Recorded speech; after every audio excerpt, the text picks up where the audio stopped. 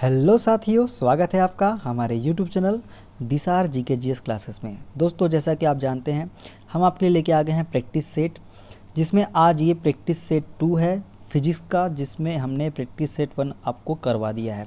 अगर से आपने वीडियो नहीं देखा है तो जाके उस वीडियो को पहले आप देख लीजिए। दोस्तों, अगर वीडियो अच्छा लगे तो वीडियो को लाइक कीजिए, शेयर कीजिए, कमेंट कीजिए। और दोस्तों, इसकी पीडीएफ फाइल के लिए आप हमारे टेलीग्राम चैनल को ज्वाइन कर सकते हैं। टेलीग्राम चैनल का लिंक मैंने डिस्क्रिप्शन बॉक्स में दे दिया है। दोस्तों, वीडियो अच्छा लगे वीडियो को लाइक कीजिएगा, शेयर कीजिएगा, कमेंट कीजिएगा। और अगर आप हमारे चैनल पर नए हैं तो चैनल को सब्सक्राइब जरूर कर लीजिएगा। चलिए दोस्तों, स्टार्ट करते हैं आज का अपना सेशन और देखते हैं आज का अपना पहला क्वेश्चन। पहला क्वेश्चन आपकी स्क्रीन पे, वेग में परिवर्तन या लगने वाला समय क्या कहलाता है? ऑप्शन ए आवेग, ऑप्शन बी गति, ऑप्शन सी त्वरण या ऑप्शन नंबर डी विस्थापन। तो इसका राइट आंसर क्या हो जाएगा? ऑप्शन नंबर सी त्वरण। वेग में परिवर्तन या लगने वाला समय क्या कहलाता है? वो त्वरण कहलाता है। किसी पिंड वस्तु के वेग में परिवर्तन की दर को क्या कहते हैं? हम त्वरण करते हैं। त्वरण एक कैसी राशि है? त्वरण एक सदिश राशि है। इसका मात्रक जो है मीटर प्रति वर्ग सेकेंड अर्थात मीटर प्रति सेकेंड स्क्वायर होता है। ये भी आपको याद रखना है। देखते हैं नेक्स्ट क्वेश्चन। निम्न में से कौन सा घर्षण बल के बारे में सही नहीं है? ऑप्शन ए, घर्षण वह बल है जो संपर्क में दो सतहों के सापेक्ष गति का विरोध करता है। ऑप्शन बी, वह घर्षण बल जो किसी सतह पर चलने फिसलने का कार्य करता है, स्लाइडिंग घर्षण कहलाता है। ऑप्शन सी, मशीनों में घर्षण ऊर्जा का अपव्यय और टूट-फूट का कारण है। ऑप्शन डी, रोलिंग घर्षण स्लाइडिंग घर्षण की तुलना में अधिक होता है। मशीनों में बॉल बेरिंग से घर्षण कम होता है। तो इसका राइट आंसर क्या हो जाएगा? ऑप्शन नंबर डी, रोलिंग घर्षण।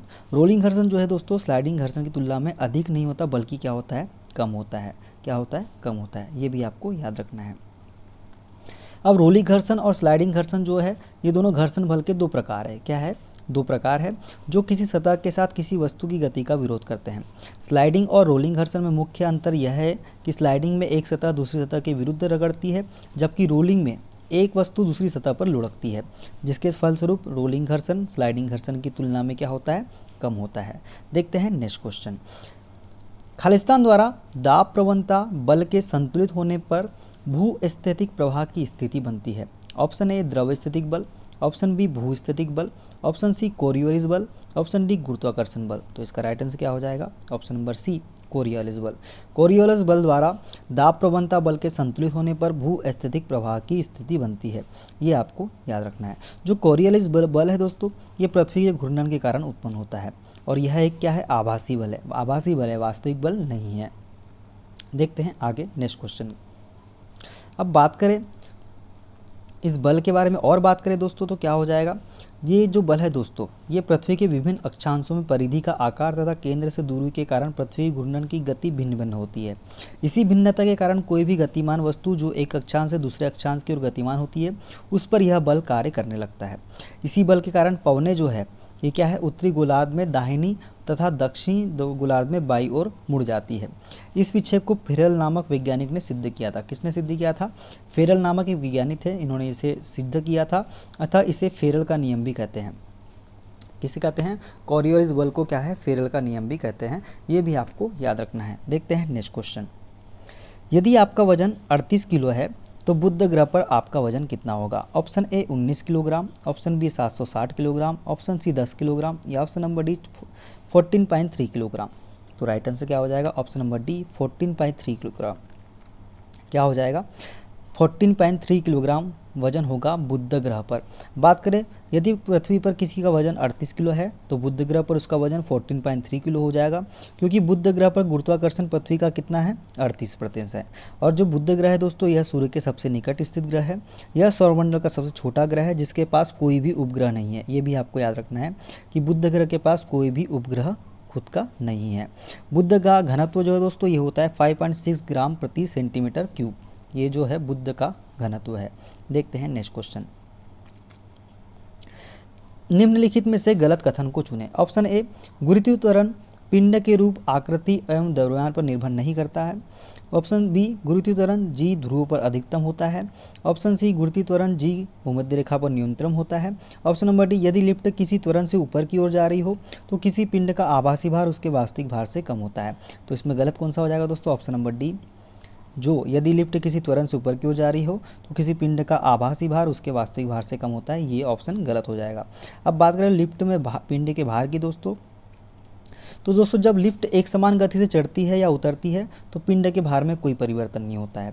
और जब लिफ्ट त्वरित गति से ऊपर जाती है तो पिंड का भार बढ़ जाता है, जबकि त्वरित गति से नीचे उतरते समय पिंड का भार जो है घट जाता है। नीचे उतरते समय यदि लिफ्ट की दूरी टूट जाए तो लिफ्ट मुक्त अवस्था में नीचे गिरती है। ऐसी स्थिति में पिंड भारी हो जाता है, अर्थात पिंड का भार शून्य महसूस होता है परंतु द्रव्यमान नहीं। देखते हैं नेक्स्ट क्वेश्चन। ग्रहों की परिक्रमा पथ का आकार क्या होता है? ऑप्शन ए गोलाकार, ऑप्शन बी सीधा रेखा, ऑप्शन सी अंडाकार या ऑप्शन नंबर डी फैला हुआ वृत्त। तो इसका राइट आंसर क्या हो जाएगा दोस्तों? ऑप्शन नंबर डी फैला हुआ वृत्त। क्या होता है ग्रहों की परिक्रमा पथ का आकार क्या होता है? फैला हुआ वृत्त जैसा होता है। सूर्य के चारों ओर अंडाकार मार्ग में परिक्रमा करने वाले ग्रहों, उपग्रह, पुच्छल तारों और उल्कापिंडों आदि के समूह को ही क्या कहते हैं? सौरमंडल कहते हैं। सूर्य से ग्रह की दूरी की बात करें दोस्तों तो पहला नंबर पर आता है बुध, शुक्र, पृथ्वी, मंगल। उसके बाद आ जाएगा दोस्तों क्या? बृहस्पति, शनि, अरुण, वरुण। क्या होगा?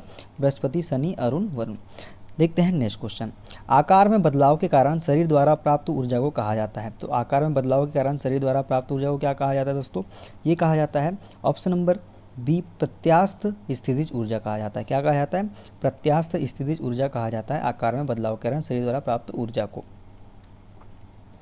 देखते हैं नेक्स्ट क्वेश्चन। एक ब्लॉटिंग पेपर स्याही कैसे सोखता है? तो ऑप्शन ए स्याही सुखाकर, केशिका कैपिलरी द्वारा, ठोसकरण क्रिया, वाष्पीकरण। तो इसका राइट आंसर क्या हो जाएगा? ऑप्शन नंबर बी केशिका कैपिलरी क्रिया के द्वारा। केशिका क्रिया या केशिकत्व इसे भी कहते हैं। केशिकत्व की बात करें दोस्तों तो किसी ठोस पदार्थ के संपर्क में रहने वाले द्रव की वह क्रिया जिसमें द्रव के अणुओं के एक दूसरे के प्रति और ठोस के अणुओं के प्रति आकर्षण के फलस्वरूप द्रव का पृष्ठ उठता है या गिरता है।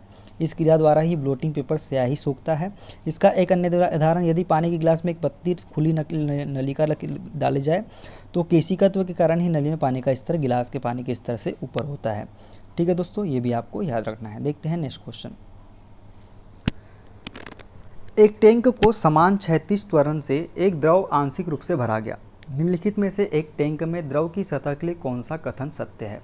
ऑप्शन नंबर ए द्रव की सतह गति की दिशा में गिरता है, ऑप्शन नंबर बी और टैंक के पीछे की उठता है, ऑप्शन बी द्रव की सतह केवल टैंक के केंद्र पर गिरता है, ऑप्शन सी द्रव की सतह क्षैतिज पर नियत है, या ऑप्शन नंबर डी द्रव की सतह गति की दिशा में उठती है और टैंक के पीछे की ओर गिरता है। तो इसका राइट आंसर क्या हो जाएगा दोस्तों? ऑप्शन नंबर ए द्रव की सतह गति की दिशा में गिरता है और टैंक के पीछे की ओर उठता है। ऐसा किस लिए होता है दोस्तों? ये छदम बल के कारण होता है। किसके कारण होता है? छदम बल के कारण ऐसा होता है। ये भी आपको याद रखना है। देखते हैं नेक्स्ट क्वेश्चन।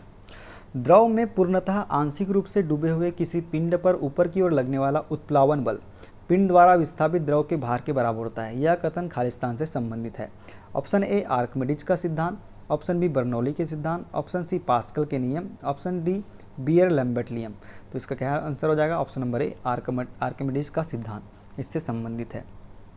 बात करें दोस्तों आर्किमिडीज का सिद्धांत की, तो इसके अनुसार जो है कोई वस्तु जो द्रव में पूर्णतः या आंशिक रूप से डूबी हुई है उसके ऊपर द्रव ऊपर की ओर लगने वाला उत्प्लावन बल वस्तु द्वारा हटाए गए द्रव के भार के बराबर होता है।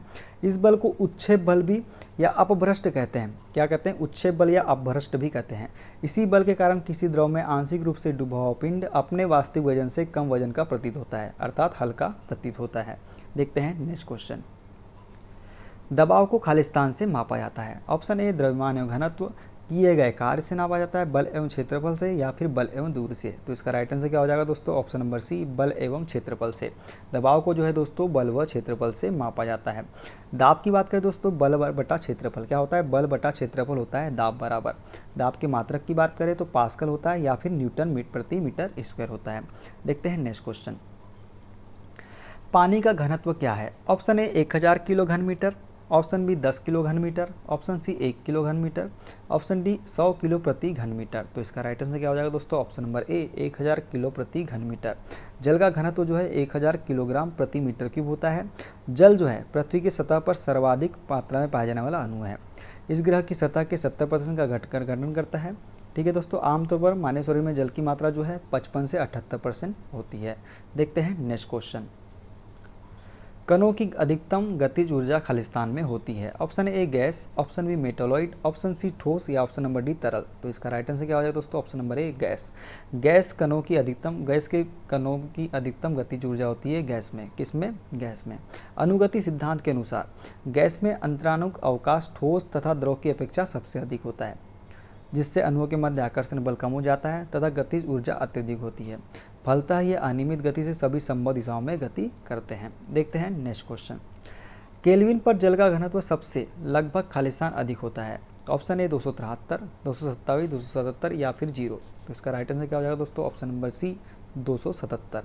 किसी पदार्थ के एकांक आयतन में उपस्थित द्रव्यमान को उस पदार्थ का घनत्व कहते हैं। जल का घनत्व कितना होता है? 277 केल्विन। 4 डिग्री सेंटीग्रेड तापमान पर सबसे अधिक होता है। 1 डिग्री सेंटीग्रेड बराबर कितना होता है? 274.15 केल्विन। और 1 डिग्री सेंटीग्रेड बराबर क्या होता है? तो ये होता है 33.8 डिग्री फ़ारेनहाइट। ये भी आपको याद रखना है, हो सकता है एग्जाम में आपसे डायरेक्टली पूछ ले। तो दोस्तों ये थे आज के क्वेश्चन। वीडियो कैसा लगा? वीडियो अच्छा लगे वीडियो को लाइक कीजिए, शेयर कीजिए, कमेंट कीजिए और दोस्तों इसकी PDF फाइल के लिए हमारे टेलीग्राम चैनल को ज्वाइन कर लीजिए। दोस्तों अगर चैनल पे आप नए हैं तो चैनल को हमारे सब्सक्राइब कर लीजिए पल पल की अपडेट के लिए। मिलते हैं अगले वीडियो में, अपना ख्याल रखिए। Okay, bye bye, take care.